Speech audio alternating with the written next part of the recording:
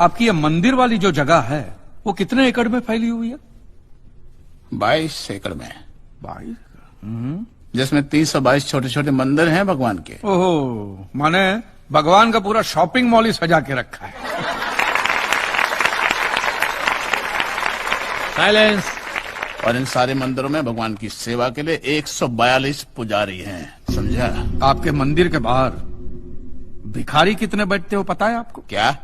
भिखारी अंदर की 320 मूर्तियां, 142 पुजारी याद है आपको, लेकिन आप ही के मंदिर के बाहर बरसों से कितने भिखारी बैठते हो याद है आपको? मिलॉर्ड, इनके मंदिर के बाहर जो भिखारी बैठते हो उसमें किसी को भी मंदिर के अंदर एंट्री नहीं। अब धूप हो बारिश हो बाहर सड़ते रहने का, अंदर पैर नहीं रखने का।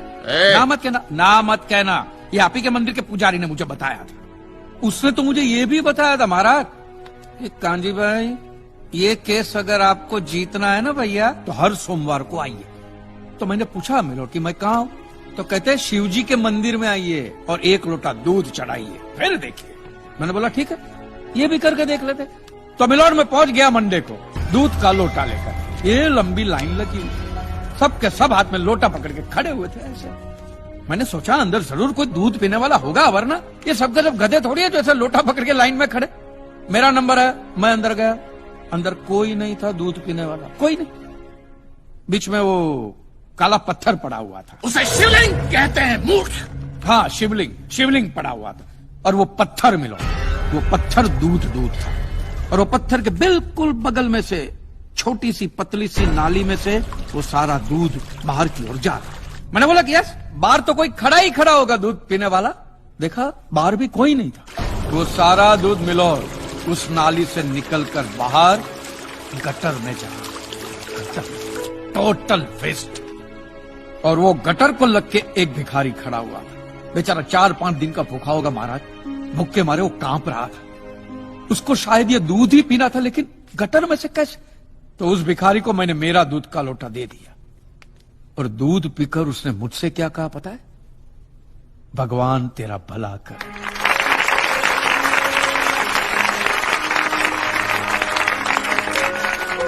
तो मंदिर में आने वाला एक इंसान वो पत्थर पे दूध डालने के बजाय किसी गरीब के पेट में डाले ना तो सबसे ज्यादा पुण्य मिलेगा, नहीं? और हाँ मौलवी साहब, किसी दरगाह पे फूलों की चादर उड़ाने के बजाय किसी नंगे फकीर के बदन पे कपड़ों की चादर उड़ाई जाए ना तो अल्लाह को बहुत खुशी मिलेगी। और जीसस के सामने मोमबत्तियां जलाने से अच्छा है किसी गरीब की झोंपड़ी में जलाइए, तो उसके घर में कभी अंधेरा नहीं होगा। क्यों, तुम भी भगवान को नहीं मानते क्या? अरे मैं खुद भगवान हूँ। अच्छा, तो मैं अमिताभ बच्चन हूँ। देखो कांजी, दूध, चद्दर, मोमबत्ती ये सब चढ़ाना एक प्रथा है। भगवान की पूजा अर्चना, इन सब का मूल्य तुम नहीं समझोगे क्योंकि तुम एक नास्तिक हो। जगत की मोह माया से तुम अभी तक मुक्त नहीं हुए। आप तो हो गए हो ना, आप तो बिल्कुल मोक्ष के दरवाजे पे खड़े हो। तो ये जो रीति रिवाज के नाम पे ढोंग चलते उनको बंद करवाइए ना महाराज। शनिवार को हनुमान जी की मूर्ति पे कितना तेल बर्बाद होता है पता है आपको? लोग 2 रुपये के 5 रुपए के सिक्के यूं करके मूर्ति पे चिपकाते हैं। हनुमान जी इन सारे चिल्लर का क्या करेंगे? कांजी भाई बिल्कुल ठीक कह रहे हैं। साईं बाबा अपनी पूरी जिंदगी गरीबों के लिए और गरीबी में जिए। जब तक वो जिंदा रहे तेल की एक एक बूंद के लिए दर बदर भटकते रहे, और आज उनके मरने के बाद उनके लिए करोड़ों का सिंहासन, सोने का मुकुट, किसके लिए बताइए महाराज। एक बात बताइए, जो भी भक्त भगवान की श्रद्धा से सच्चे दिल से भक्ति करता है उस पर तो उस परम कृपालु की कृपा दृष्टि रहती है ना? रहती है ना? आया ना?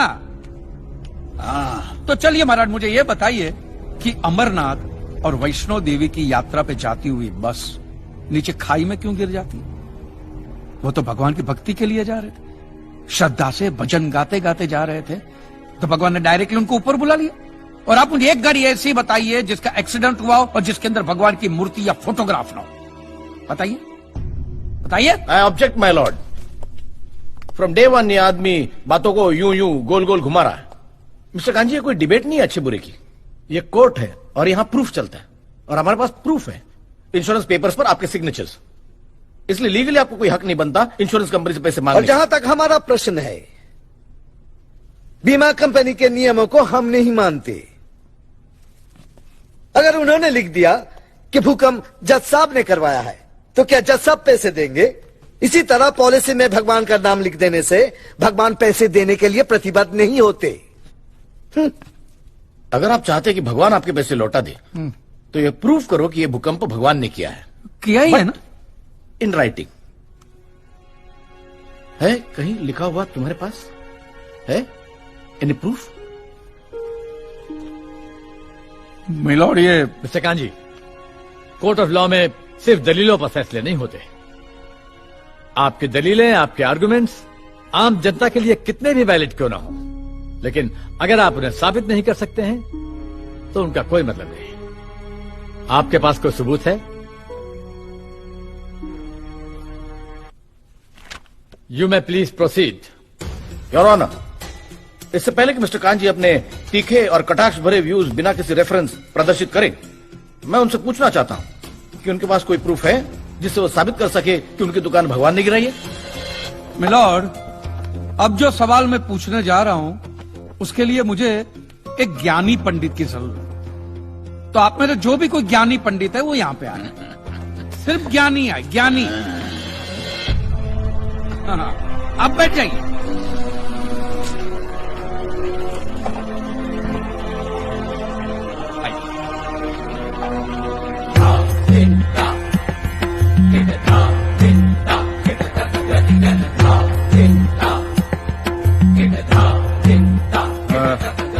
महाराज, आप जो पंडित लोग आपके प्रवचन में जो शास्त्रों की बातें करते हैं, तो शास्त्रों में जो भी लिखा होता है वो सब सही होता है? 100%। ऐसा कहां लिखा है? ये तो आप कह रहे हैं। गीता में लिखा है। अच्छा, क्या लिखा है गीता में? गीता के 4थे अध्याय का 40वां श्लोक। अज्ञस्य अश्रद्धानश्च संशयात्मा विनश्यति, नायम लोकस्ति न परा न सुखम संशयात्मना। मतलब क्या? इसका अर्थ है, जो अज्ञानी श्रद्धा विहीन मनुष्य शास्त्र पर संदेह या शक करता है, उसका विनाश निश्चित है। उसे भूलोक या परलोक कहीं भी शांति नहीं मिलती। समझा?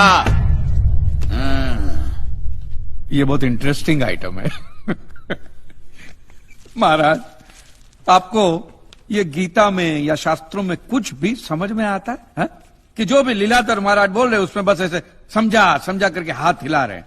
मिलॉर्ड, वो स्कूल में छोटे छोटे बच्चे होते, उनको प्रेयर कभी पूरी याद नहीं रहती, तो बेचारे आंख बंद करके ऐसे करके होंठ हिलाते, वो होंठ हिलाते, ये हाथ हिलाते। एक कांजी, तूने एक सिद्ध साधु का अपमान किया है, तो तुझे नरक में भी जगह नहीं मिलेगी। कहां से मिलेगी महाराज? आप लोगों ने पहले से ही वहां कुल्ले टिका के रखे हैं।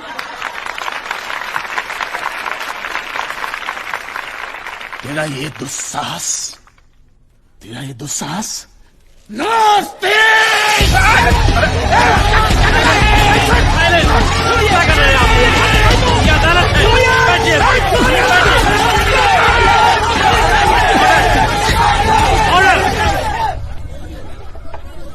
बैठ जाइए।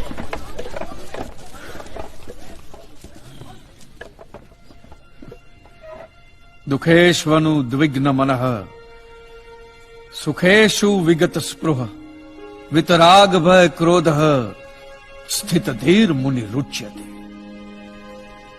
अध्याय 2 श्लोक 56वां।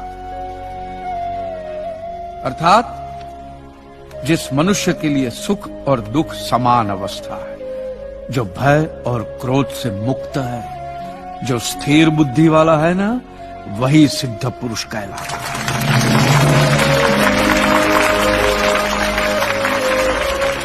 ये मुझे गीता सिखाएंगे? अरे ये क्या गीता सिखाएंगे मिलॉर्ड? इन लोगों की तो आईक्यू भी रूम टेम्परेचर से लो है। आपको 2 बात किया कही मैंने उकसाने के लिए, भड़काने के लिए, मुझे मारने चले हैं। ऐसी है आपकी सिद्धि सिद्धेश्वर? मिस्टर कांजी, उनकी सिद्धि क्या है, यह कोर्ट का मुद्दा नहीं है। कोर्ट का मुद्दा यह है कि आपकी दुकान किसने गिराई। भगवान ने गिराई है। ये आप फैसला सुना रहे। फैसला सुनाना जज साहब का काम है, आपका नहीं। आपको तो सिर्फ प्रूफ करना है कि उस दिन जो भूकंप आया वो भगवान की वजह से आया था, जो प्रूव करना इम्पॉसिबल है। Relax relax relax, nothing is impossible. Swami ji एक बात बताइए, भगवान ने ही ये भगवत गीता कही है? कही है। और भगवत गीता में जो भी कहा गया है वो सब सच है? 100%। Point to be noted milord. तो मुझे एक बात बताइए कि भगवान ने भगवत गीता के 9वें अध्याय के 8वें श्लोक में क्यों ऐसा कहा है कि पूरी सृष्टि का सर्जन मेरी इच्छा से हुआ है, इसका विनाश भी मेरी इच्छा से होगा, ये पूरी सृष्टि मेरी इच्छा के अधीन है, इसके सर्जन और विनाश के लिए सिर्फ मैं और मैं ही जिम्मेदार हूं। और ये देखिए मिलॉर्ड, ये बाइबल में भी कहा गया है, Aiza chapter 54 verse 16 See, it is I who have created the smith who blows the fire of coals and produces a weapon fit for his purpose. I have also created the ravager to destroy. अब ये देखिए, ये कुरान शरीफ में भी है। सूरह जलजला 99 आयत 1 से 8 में भी लिखा है कि जब जमीन अपनी पूरी शिद्दत के साथ हिला डाली जाएगी और जमीन अपने अंदर के सारे बोझ को निकालकर बाहर डाल देगी और इंसान कहेगा कि ये उसको क्या हो रहा है, उस दिन वो अपने ऊपर बीते हालात बयां करेगी, क्योंकि तेरे रब ने उसे ऐसा करने का आदेश दिया होगा। रब ने।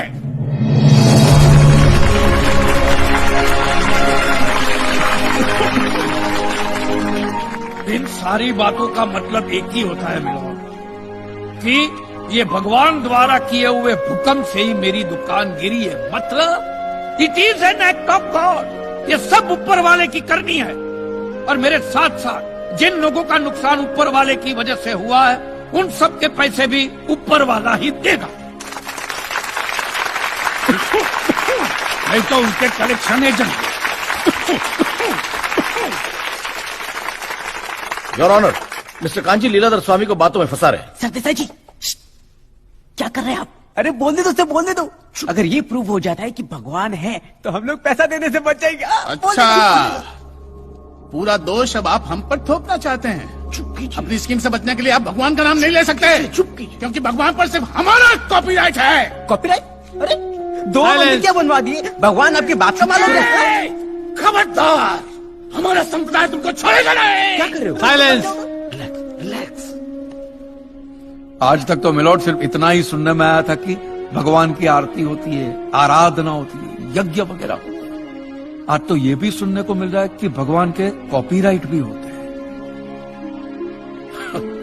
भगवान के कॉपीराइट ऊपर वाले की ब्रांड बना दी है इन्होंने। आज मुझे विश्वास हो गया है कि भगवान नहीं है, बिल्कुल नहीं है, हो ही नहीं सकता, क्योंकि अगर वो होते तो उसने आप जैसे पाखंडियों को तो कब का उठा लिया होता। मुझे जो करना था वो मैंने साबित कर दिया है मिलॉर्ड। अब इसका पूरा फैसला